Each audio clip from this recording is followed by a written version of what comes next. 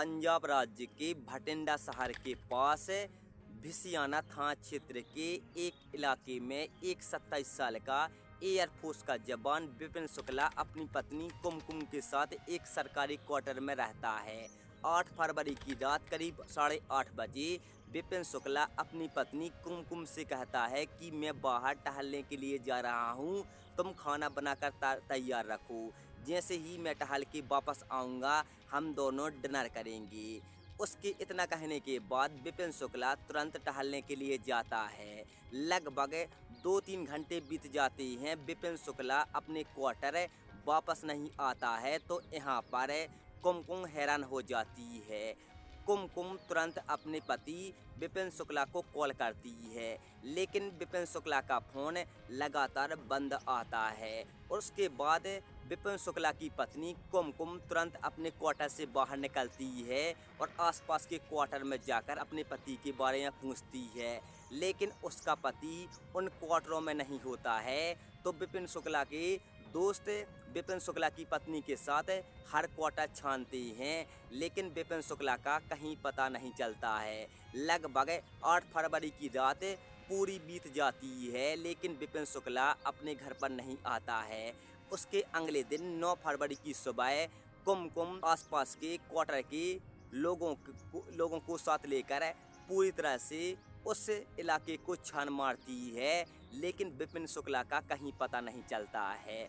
तो यहाँ पर विपिन शुक्ला की पत्नी कुमकुम हैरान हो जाती है और वो घबराने लगती है। कुम तुरंत अपने पति विपिन शुक्ला की गुमशुदगी की रिपोर्ट भिसियाना थाना क्षेत्र में लिखवाती है, जहाँ पर भिसियाना थाना के कर्मचारी तुरंत विपिन शुक्ला की खोजबीन में लग जाते हैं। विपिन शुक्ला की हर जगह तलाश करते हैं, लेकिन विपिन शुक्ला का पुलिस को कोई भी सुराग नहीं मिलता है। साथ ही भिसियाना थाना क्षेत्र में एयरफोर्स का सब स्टेशन होता है, तो वहाँ भी विपिन शुक्ला की गुमशुदगी की रिपोर्ट दर्ज कराई जाती है। तो एयरफोर्स की टीम तुरंत विपिन शुक्ला की खोज में तैनात हो जाती है, लेकिन एयरफोर्स की टीम को भी विपिन शुक्ला के बारे में कोई जानकारी नहीं मिलती है। विपिन शुक्ला को लापता हुए करीब 8 से 10 दिन बीत जाते हैं। पुलिस को और एयरफोर्स के जवानों को विपिन शुक्ला के बारे में कोई भी जानकारी नहीं मिलती है, ना ही विपिन शुक्ला के खिलाफ कोई भी ऐसा सबूत मिलता है जिसे विपिन शुक्ला को ढूंढा जा सके। पुलिस भी हैरान हो जाती है कि आखिर 8 फरवरी की रात को विपिन शुक्ला के साथ ऐसा क्या हुआ था जो विपिन शुक्ला गायब हो गया है। आखिर किसी ने उसे किडनैप तो नहीं कर लिया है। पुलिस को विपिन शुक्ला तक पहुंचने में कोई भी सबूत नहीं मिलता है। पुलिस हैरान हो जाती है कि आखिर विपिन शुक्ला गया तो कहाँ गया। फिर पुलिस के ऊपर विपिन शुक्ला की पत्नी कुमकुम दबाव बनाती है, तो यहाँ पर पुलिस की और ज़्यादा फोर्स बढ़ जाती है और विपिन शुक्ला को हर जगह तलाशनी शुरू कर देती है। फिर पुलिस की टीम खोजी डॉग्स की मदद से विपिन शुक्ला की तलाश करती हैं। खोजी डॉग्स हर क्वार्टर की छानबीन करती हैं, लेकिन पुलिस को विपिन शुक्ला की जानकारी नहीं मिलती है। फिर वो खोजी डॉग्स एक सरकारी क्वार्टर के अंदर पहुंच जाती हैं और वहां पर जोर जोर से चिल्लाने भौंकने लगती हैं। तभी पुलिस की टीम उस क्वार्टर के अंदर पहुंचती है, तो पुलिस को उस क्वार्टर में बहुत सारे लिफाफे मिलते हैं। पुलिस उन लिफाफों को तुरंत एक टैंक से बाहर निकालती है और उन लिफाफों को खोलकर देखती है। पुलिस को उन लिफाफों में जो कुछ भी मिलता है, पुलिस की होश उड़ जाती हैं। पुलिस को उस क्वार्टर से लगभग 15 से 20 लिफाफे मिलते हैं, जिसमें हर लिफाफे में एक मांस का टुकड़ा होता है।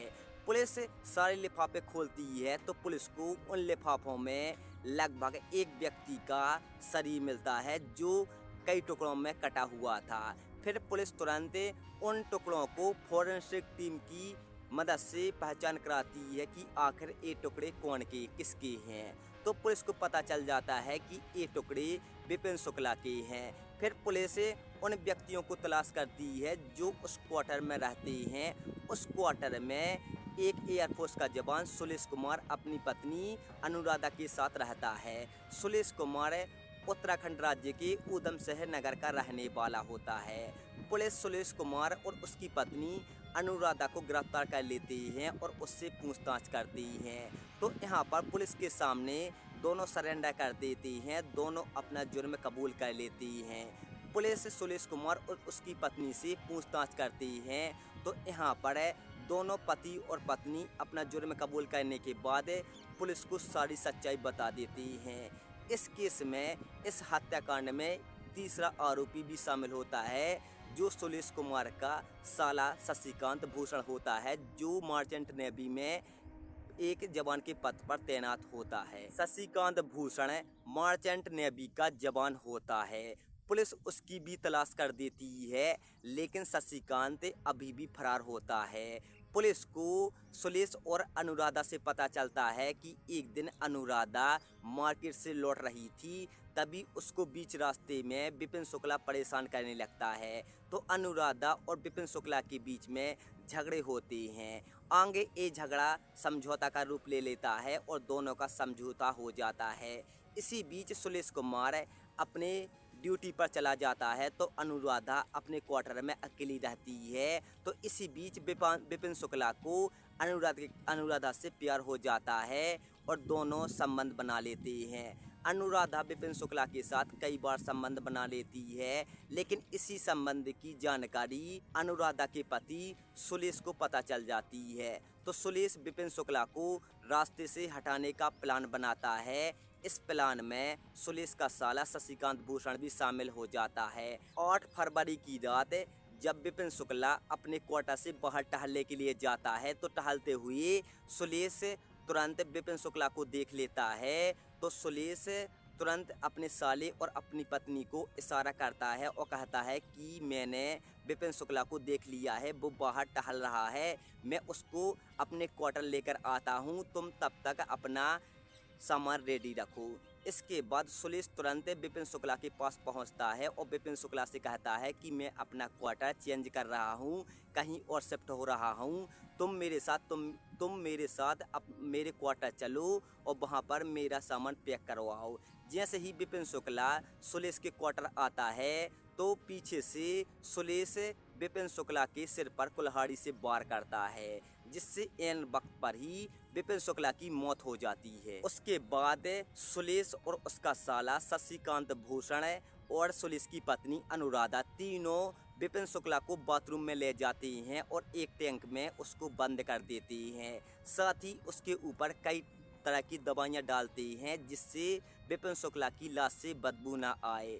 लगभग कई दिन बीत जाते हैं। 19 फरवरी 2017 की रात को सुरेश और उसका साला शशिकांत भूषण दोनों मिलकर विपिन शुक्ला की लाश के लगभग 15 से 20 टुकड़े कर देते हैं और उन टुकड़ों को कई लिफाफों में पैक कर देते हैं और उनमें कई तरह की दवाइयाँ और गोलियों का इस्तेमाल करते हैं, जिससे बाहर बदबू ना फैले।